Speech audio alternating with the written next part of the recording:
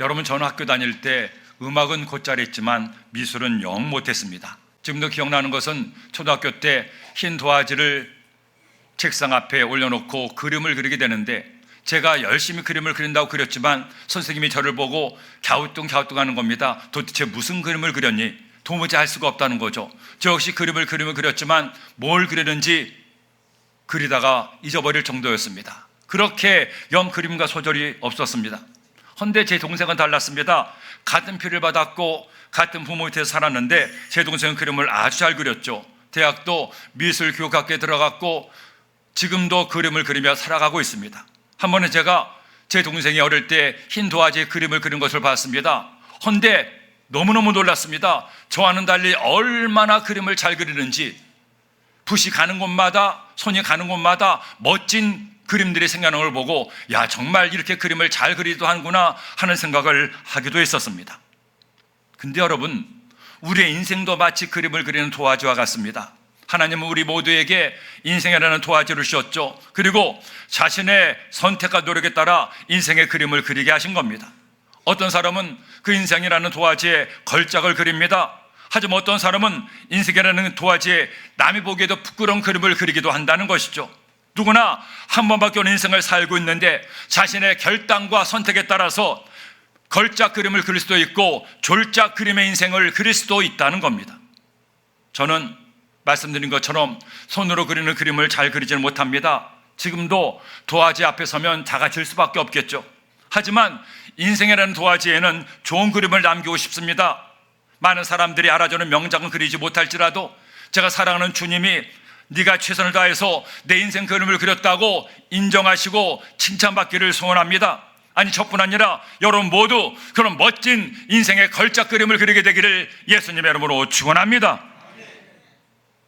오늘 말씀은 우리가 이런 인생의 그림을 그릴 때 어떻게 그려야 걸작을, 명작을 남길 수 있는지에 관한 말씀이죠. 하나님께서 이스라엘 백성들을 하나님의 백성으로 택하셨습니다. 그리고 드디어 그들을 약속의 땅 가나안으로 인도하시는 거예요. 그런데 그들은 그 가나안으로 가기까지 광야 길을 가면서 하나님 앞에서 말씀을 받습니다. 바른 인생의 그림을 그리기 위해서는 어떻게 살아야 될지를 알려주시는 말씀을 받게 되죠. 그 말씀 중에 하나가 오늘 본문의 말씀입니다. 그런 여러분, 저는 여러분들이 오늘 이 말씀을 귀를 열고 잘 듣기를 소원합니다. 그래서 여러분이 지금 인생 그림을 그리고 있는데 그 여러분의 인생이라는 도화지에 시간이라는 붓을 통해서 멋진 명작, 걸작들을 남기게 되기를 예수님의 이름으로 축원합니다. 그렇다면 어떻게 내가 살아야, 어떻게 믿어야 인생이라는 멋진 그림을 걸작으로 남길 수가 있겠습니까? 첫째로 내 안에 더러운 것들을 제거해야 됩니다. 여러분, 하나님께서 우리 모두에게 인생이라는 도화지를 주었습니다. 지금 우리는 열심히 저마다의 그림들을 그리고 있지 않습니까? 그런데 어떤 사람은 이미 스케치가 잘 되어 있어서 그 위에 멋지게 색칠을 하고 있는 분들도 있습니다. 하지만 어떤 사람은 시작부터 문제가 있습니다. 아직 제대로 그리지도 않았는데 더러운 얼룩들로, 더러운 것들로 도화지가 더럽혀져 있습니다.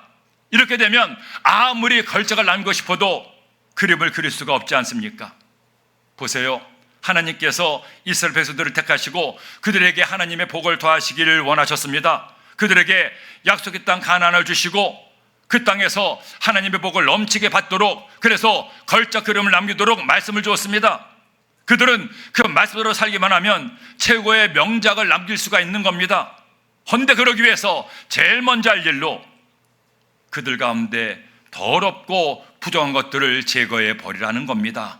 오늘 말씀 2절에 보니 이스라엘 자손에게 명령하여 모든 나병한 자와 유출증 있는 자와 죽음으로 부정하게 된 자를 다 진영 밖으로 내보내되 남녀를 막론하고 다 진영 밖으로 내보내어 그들이 진영을 더럽히게 하지 말라. 내가 그 진영 가운데 거하느니라 하시매. 그들이 광야를 지나 가나안으로 가기 위해서 하나님께서 기뻐하시는 인생 그림을 그리기 위해서 먼저 할 일이 있었습니다. 그들 가운데 부정한 자들을 진 밖으로 내어 보내라는 겁니다. 그 이유가 뭡니까? 그들 때문에 다른 백성들도 부정하고 더러워질까 염려하셨기 때문입니다. 하나님께서 거룩하신데 거룩하신 하나님이 그들과 함께하기 위해서는 이런 부정한 자들, 죄를 범한 자들과 함께할 수가 없기 때문이죠. 이것은 우리 인생의 그림에서도 마찬가지입니다. 우리가 인생의 걸작 그림을 남기기 위해서는 나의 삶에서 하나님 보시기에 더럽고 추한 죄를 제거해야 됩니다. 나병처럼, 유치병처럼, 죽음을 만진 자들처럼 더럽고 악한 죄가 있어서는 안 됩니다. 그 죄가 제거되어야 멋진 인생의 그림을 그릴 수가 있는 겁니다. 그러므로 아름다운 인생의 그림을 그리기 위해서는 먼저 나의 손이 깨끗해져야 됩니다. 내 영혼이 죄로부터 자유로워져야 됩니다. 그러므로 여러분, 인생의 걸작을 남기기를 원합니까? 하나님 앞에 나올 때마다 제일 먼저 나의 더럽고 추한 죄를 회개하세요. 말만에 회개로 끝나서는 안 됩니다. 회개했다고 해놓고 또 더럽고 악한 죄를 가슴에 품고 반복해 지어서는 안 돼요. 내 삶에서 죄를 완전히 없애버려야 됩니다. 예수님의 보혈표로 나의 죄가 사함받고 이제는 죄의 삶이 아니라 의롭고 거룩한 삶을 살 때, 치열한 회개를 통해 나의 삶이 의롭고 깨끗해질 때 우리는 남은 인생 멋진 걸작을 남길 수가 있는 겁니다. 지금 여러분의 인생이라는 도화지를 열어보세요. 예수님의 보혈표로 그 죄가 사함받아 깨끗해졌습니까? 아니면 아직도 이런저런 죄악들로 얼룩져 있습니까? 오늘 이 예배를 통해 주님께 기도하세요. 주님, 죄 보혈로 나의 죄를 다 씻어주시고 내 영혼을 정결케 하여 주옵소서. 내 인생 도화지가 깨끗해져서 멋진 그림 그릴 수 있게 하여 주옵소서. 기도하는 여러분 되기를 예수님의 이름으로 축원합니다. 어느 책에서 한 우화를 보고 마음에 큰 감동을 받은 적이 있습니다. 어느 교회에 개미집이 있었는데 개미들은 부지런히 일하고 여왕개미의 명령을 잘 따르고 행복하게 살고 있었습니다. 그런데 어느 날 교회 옆에 목사님 사택 수리 때문에 개미집이 무너지게 됐습니다. 개미들은 슬프지만 정든 집을 떠나야 됐죠. 이때 여왕개미가 개미들을 불러놓고 이런 지시를 내렸습니다. 여러분도 알다시피 그동안 우리가 정들었던 교회를 떠나 다른 곳으로 이사를 해야 됩니다. 떠나기 전에 이 교회에 있는 것 가운데 가장 값지고 귀한 물건을 하나씩 찾아오세요. 그 중에 가장 귀한 것을 기념으로 가져가겠습니다. 그 명령을 듣고 개미들이 남은 3일 동안에 여왕개미의 명령대로 저마다 값지고 귀한 물건들을 구하고 찾아왔어요. 어떤 개미는 반짝반짝 빛나는 금조각을 가져왔습니다. 어떤 개미는 예쁜 보석을 가지고 왔습니다. 또 어떤 개미는 아이들이 놀다 버린 장난감도 가지고 왔습니다. 그런데 어떤 개미가 실 같은 것을 가져왔는데 오색 찬란한 빛이 반사돼서 너무나 아름다운 겁니다. 여왕개미가 그게 뭔지 몰라서 개미에게 어디서 구했냐고 물어봤죠. 그러자 그 개미가 하는 말이, 제가 교회 안에 들어갔는데 한 어른이 기도하고 있었습니다. 하도 진지하게 기도해서 한참 보고 있는데 이분이 자신의 잘못을 회개하고 하나님께 용서를 비는 거예요. 그러면서 눈에서 뜨거운 눈물을 흘리더군요. 그런데 떨어진 눈물이 그분의 발 아래에 있던 자신의 머리카락에 떨어지더니 이렇게 아름다운 빛이 났습니다. 그 빛이 너무나 멋지고 귀해 보여서 제가 가져왔습니다. 여왕개미가 개미들이 가져온 것 가운데 무엇을 가장 귀한 것으로, 값진 것으로 결정했습니까? 한 성도의 회개의 눈물이 어려있는 그의 머리카락이었다는 겁니다. 여러분, 지금 여러분의 삶에 숨어있는 부정하고 더러운 죄악이 무엇이 있습니까? 가장 먼저 내 삶에서 제거해야 될 부정한 것들이 무엇인지 깨닫게 해달라고 하나님께 기도하세요. 나의 교만, 이기심, 정욕, 쾌락, 욕심, 시기, 미움, 원망, 불평의 나병들을 예수님의 보혈로 씻어달라고 기도하세요. 아니, 그런 더러운 것들을 내 생각과 말 강동에서 진 밖으로 과감하게 쫓아내세요. 내 입만으로 그렇게 할 수 없으니 성령님, 내가 의롭게 살 수 있도록, 성결한 삶을 살도록 힘을 달라고 성령의 도우심을 구하세요. 다윗은 이렇게 기도했습니다. 시편 51편 9절에 주의 얼굴을 내 죄에서 돌이키시고 내 모든 죄악을 지어주소서. 하나님이여, 내 속에 정한 마음을 창조하시고 내 안에 정직한 영을 새롭게 하소서. 나를 주 앞에서 쫓아내지 마시며 주의 성령을 내게서 거두지 마소서. 주의 주원의 즐거움을 내게 회복시켜 주시고 자원하는 심령을 주사 나를 붙드소서. 주의 얼굴을 내 죄에서 돌이키시고 내 모든 죄악을 지워주소서. 이 기도가 여러분의 기도가 되게 하세요. 가장 먼저 내 삶의 더럽고 악한 죄를 내 인생의 짐 밖으로 추방해버리세요. 내 인생의 도화지에 얼룩진 모든 죄를 다 제거하고 이제 성결한 영혼 속에 여러분의 삶에 멋진 인생의 걸작을 남기게 되기를 예수님의 이름으로 축원합니다. 둘째로, 걸작 인생을 살기 위해서는 남에게 도움이 되어야 됩니다. 제가 예전에 파리에 갔을 때 한 박물관에서 세계적으로 유명한 그림들을 보았습니다. 모나리자도 보고 여러 인생파 화가들의 그림도 봤습니다. 그런데 많은 그림들 가운데 유독 제 시선을 끄는 한 그림이 있었습니다. 옛날 학교 다닐 때 교과서에서 보았던 들라크루아의 민중을 이끄는 자유의 여신이라는 그림을 봤습니다. 그 그림을 보는 순간에 야, 그림이 저렇게 멋질 수도 있구나, 사람 마음에 감동을 주는구나 하는 큰 벅찬 감동을 느꼈습니다. 저같이 그림 못 그린 사람이 봐도 잘 그렸다는 생각이 들기도 했어요. 그런데 인생이라는 그림에서도 이렇게 사람들을 감동시키는 그림을 그린 사람들이 있죠. 비록 그들이 직접 붓을 들어서 그림을 그리지 않았어도 그런 그림들보다 더 멋진, 더 많은 감동과 소망을 주는 인생의 그림을 그린 사람들이 있습니다. 링컨도 그런 그림을 그렸고, 테레사 손녀도 그런 그림을 그렸습니다. 우리나라의 세종대왕도 그런 그림을 그렸고, 마르틴 루터 역시 이렇게 아름답고 멋진 인생의 그림을 그렸습니다. 그런데 이렇게 사람들에게 감동을 주는 인생 그림들에는 공통점이 있습니다. 저마다 살았던 시대는 다르고 한 일도 다르죠. 하지만 오늘 이렇게까지 그들의 삶이 우리에게 감동을 주는 것은 그들이 한결같이 남을 위해 살았다는 겁니다. 그들이 그린 인생 그림은 자신만을 위한 그림이 아니었습니다. 나만 잘 먹고 잘 살려던 그림이 아니었습니다. 그들 인생 역시 다른 사람들처럼 고단하고 힘들고 많은 문제도 있었죠. 그러나 그들의 붓은 자신만을 위해 그리지 않았습니다. 나보다 남을 먼저 생각하며 그림을 그렸습니다. 나도 중요하지만 남을 더 중요하게 생각해서 남의 유익을 위해 자신의 최선을 다하는 삶을 살았습니다. 남을 다치게 하거나 상하게 하는 그림을 그리지 않았습니다. 오히려 남을 살리고 남을 돕는 그림을 그렸습니다. 그런 그들의 희생과 헌신이 오늘날까지도 수많은 사람을 감동시키는 거죠. 성경 말씀을 보세요. 하나님께서 원하시는 사람도 자신만을 위해 사는 사람이 아닙니다. 하나님은 서로 사랑하라고 명령하십니다. 공고한 것이 아닙니다. 명령하셨습니다. 반드시 사랑하며 남에게 선을 베풀며 살라고 말씀합니다. 그 말씀이 너무나 많아 다 기록할 수도 없고 다 말씀드릴 수도 없어요.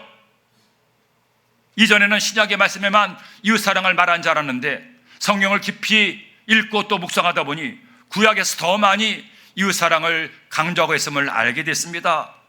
레위기 19장 9절 말씀을 보세요. 너희가 너희의 땅에서 곡식을 거둘 때에 너는 반 모퉁이까지 다 거두지 말고 내 떨어진 이삭도 줍지 말며 내 포도원의 열매를 다 따지 말며 내 포도원에 떨어진 열매도 줍지 말고 가난한 사람과 거류민을 위하여 버려두라. 추수할 때 곡식을 다 거두지 말라는 겁니다. 포도원에 떨어진 열매도 줍지 말라는 겁니다. 왜? 가난한 사람들이 그것을 통해 먹고 살 수 있도록. 오늘 말씀도 보세요. 만일 백성들 중에 다른 사람들에게 해를 끼쳤다면 말로만 회개하고 끝나서는 안 된다는 겁니다. 다른 사람을 도와주지는 못할 망정 고통을 주었다면, 남의 것을 빼앗았다면 그것에 대해 배상까지 해야 된다는 거죠. 오늘 말씀 6절에 보니 이스라엘 자손에게 이르라. 남자나 여자나 사람들이 범하는 죄를 범하여 야훼께 거역함으로 죄를 지으면 그 지은 죄를 자복하고 그 죄값을 온전히 갚되 5분의 1을 더하여 그가 죄를 지었던 그 사람에게 돌려줄 것이요. 죄를 지었던 그 사람에게 5분의 1을 더하여 돌려줄 것이요. 여러분이 멋진 인생의 걸작을 남기길 원합니까? 하나님 앞에 설 때 부끄럽지 않은 작품을 남기고 싶습니까? 그러면 여러분의 그림 스타일을 바꾸세요. 나만을 위해서 그림 그리지 말고 이웃을 위해서 그림을 그리세요. 나만 잘 먹고 잘 사는 그림이 아니라 내 이웃과 함께 잘 먹고 잘 살고 그래 서로 사랑하는 그림을 그려보세요. 내가 만난 사람들에게 사랑의 터치를 하세요. 그렇게 남을 유익하게 하고 남에게 선을 행하고 도움을 줄 때 여러분은 인생의 걸작 그림을 그려낼 수가 있습니다. 한 번은 제가 라디오 방송을 듣다가 한 청자의 사연을 듣고 큰 감동을 받았습니다. 어느 시골 마을에 부모가 결혼해서 아이를 낳았는데 찌적이 가난한 가정이었지만 또 웬 은혜인지 아이를 하나 낳고 둘 낳고 셋 낳고 넷 낳고 다섯을 낳았습니다. 그러니 가뜩이나 어려운 살림에 5남매를 키우는 것이 결코 만만치가 않았습니다. 그 중에서도 큰아이가 남자였는데 장남이었습니다. 아주 똑똑하고 학교에서 공부도 잘했습니다. 하지만 집안 형편을 너무나 잘했던 그 장남은 고등학교를 졸업하자마자 부모님께 얘기를 했습니다. 어머니 아버지, 저는 대학에 들어가지 않겠습니다. 동생들을 먹여 살리기 위해서 저도 아버지와 함께 나가서 일하겠습니다 하고 선언을 하고, 그때부터 가족들을 먹여 살리기 위해서 일하기 시작했습니다. 먼저는 중장비를 배워서 중장비 운전을 해서 가족들을 먹여 살리고, 나중에는 대형 버스를 면허를 따서 또 버스를 운전하고, 나중에는 또 큰 화물 트럭을 운전해서 전국을 다니면서 그렇게 하루도 쉬는 날 없이 1년 365일을 일하면서 가정에 보탬이 되는 일을 했습니다. 그렇게 일하다가 그만 사고를 당해서 죽음의 위기를 만나기도 했지만, 그 아픈 몸을 끌고도 갑자기 쓰러진 아버지 때문에 다시 일을 나가야 됐고, 결국 아버지는 세상을 떠나고 말았습니다. 아버지마저 세상을 떠나자 4명의 동생들의 짐을 고스란히 장남인 그가 떠맡아야 됐죠. 시골에 있는 어머님을 모시고 살면서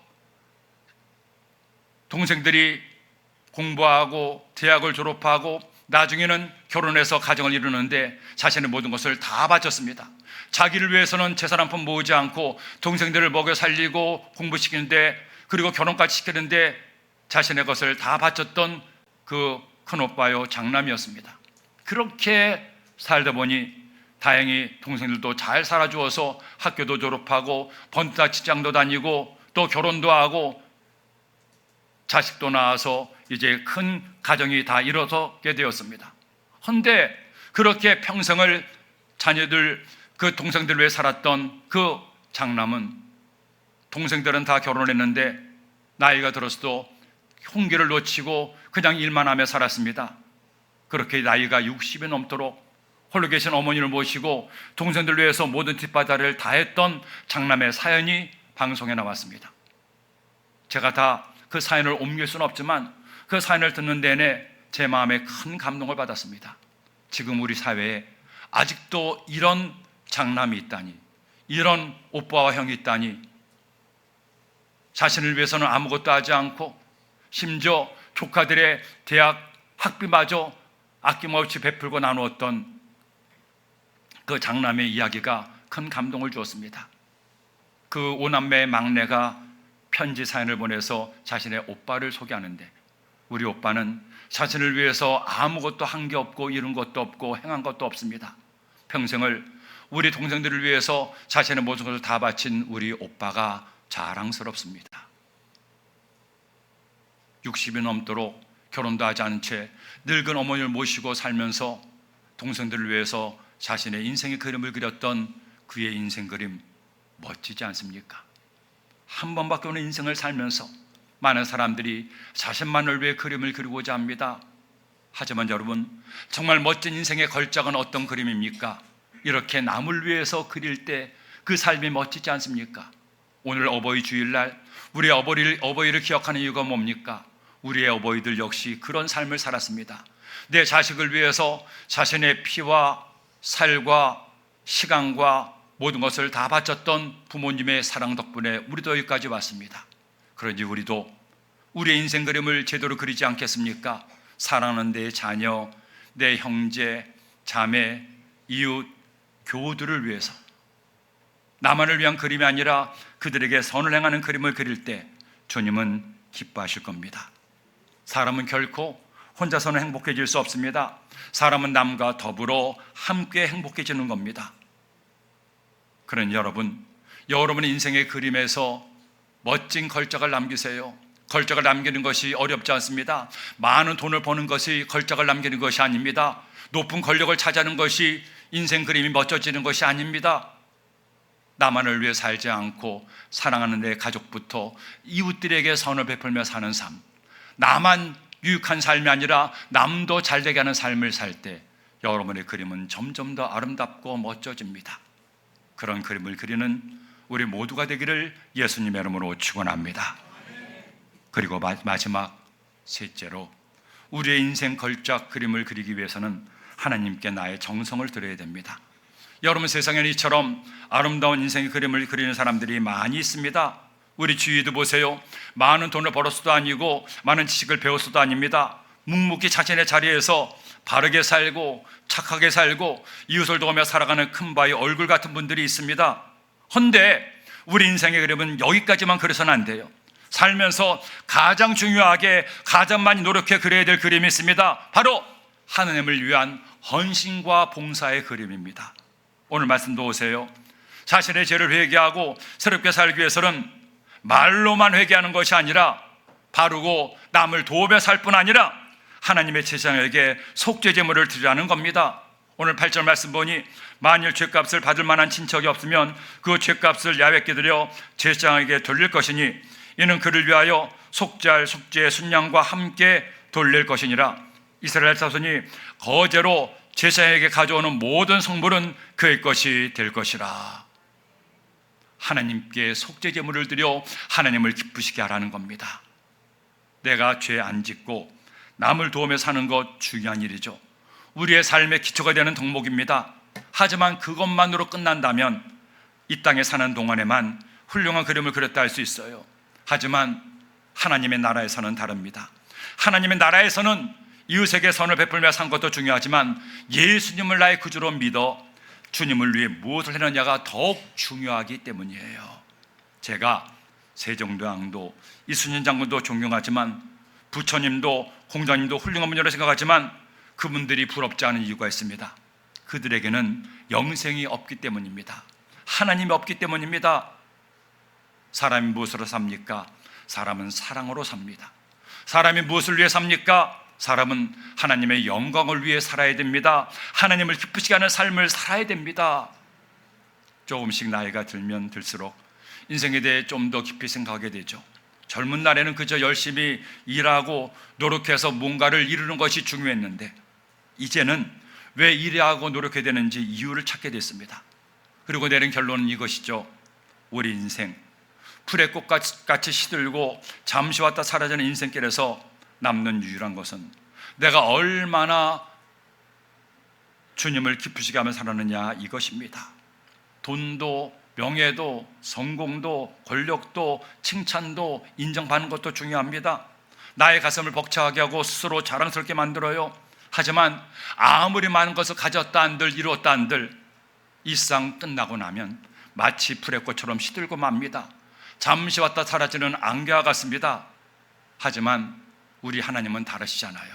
이 일상 모든 만물을 창조하시고 영원토록 함께 하시는 하나님, 그 하나님을 믿고 그분을 위해 사는 것, 그분을 기쁘시게 하며 사는 것이야말로 인생 최고의 걸작그림을 그리는 것이 아니겠습니까? 바울은 이처럼 말씀했어요. 로마서 12장 1절에 그러므로 형제들아 내가 하나님의 모든 자비하심으로 너희를 권하노니 너희 몸을 하나님이 기뻐하시는 거룩한 산 제물로 드리라. 이는 너희가 드릴 영적 예배니라. 너는 이 세대를 본받지 말고 오직 마음의 새롭게 함으로 변화를 받아 하나님의 선하시고 기뻐하시고 온전하신 뜻이 무엇인지 분별하도록 하라. 너의 몸을 하나님이 기뻐하시는 거룩한 산 제물로 드려라. 지금 여러분은 어떤 인생의 그림을 그리고 있습니까? 오늘 이 시간 이 예배 자리에 나와서 하나님을 예배하는 여러분 정말 잘 오셨습니다. 잘하셨습니다. 하나님은 그 무엇보다도 여러분의 예배를 기뻐하시기 때문이에요. 그러나 하나님을 예배하는 것을 넘어서서 이제 하나님을 기쁘시기 위해서 내가 헌신하고 봉사하고 전도하고 충성한다면 여러분은 가장 멋진 그림을 그렸다 할 수가 있을 것입니다. 영국의 BBC 방송에서 한 도시 주민들에게 행복 실험을 했습니다. 어떻게 살면 행복하게 살 수 있는지 실험을 한 거죠. 그래서 만든 행복 10계명이라는 것이 있습니다. 거기 보면 하루에 30분 이상 운동해라, 적어도 하루에 한 번 이상 크게 웃어주어라, 텔레비전을 보는 시간을 반으로 줄이고 아는 사람을 만나거나 전화하고 대화하라, 적어도 하루 5명 이상에게 친절을 베풀어라. 작은 일이지만 사람들의 마음을 따뜻하게 하고 행복하게 할 같은 내용들이 있었죠. 근데 여러분, 그런 방송의 10계명보다 더 완전한 10계명이 하나님 말씀이 있지 않습니까? 우리 모두는 원조 10계명을 알고 있습니다. 우상을 만들지 말고, 숨기지 말고, 절하지 말고, 부모를 공경하고, 살인하지 말고, 남의 것을 탐내지 말라. 이런 10가지 십계명 가운데 10계명은 크게 2가지를 명령합니다. 이 2가지만 하면 행복한 삶을 살 수 있다는 겁니다. 뭡니까? 예수님께서 결론 내렸죠. 하나님을 사랑하고 이웃을 사랑해라. 가장 먼저 하나님을 내 마음과 뜻과 정성을 다해 사랑하여 하나님을 기쁘게 하는 삶을 살면 하나님도 여러분을 기쁘고 즐겁게 해 주실 겁니다. 지금 우리 손에 그림을 그릴 붓은 없습니다. 스케치할 연필도 그림을 그릴 도화지도 보이지 않죠. 하지만 하나님은 우리에게 시간이라는 붓을 주었고 인생이라는 도화지를 주었습니다. 저마다 각자 인생 그림을 그리고 있습니다. 여러분, 이제까지 그렸던 내 인생의 그림을 가만히 감상해 보세요. 어떤 그림을 그려봤습니까? 사람들을 감동시키는 걸작을 그렸습니까? 하나님마저 감동시키는 아름다운 그림을 그리고 있나요? 아니면 너무나 부끄러운 그림을 그렸습니까? 만일 그렇다면 이 시간 십자가의 지우개로 여러분의 죄의 그림을 지우세요. 회개할 것을 회개하고 새롭게 살기를 결심하고 새로운 인생 그림을 지금부터 그려보세요. 아직 늦지 않았습니다. 지금부터 내 이웃을 기쁘시게 하는 그림을 그리세요. 그리고 하나님을 기쁘게 하는 멋진 인생 그림을 그려 여러분의 인생이 걸작 인생으로 남게 되기를 예수님의 이름으로 축원합니다. 축원합니다.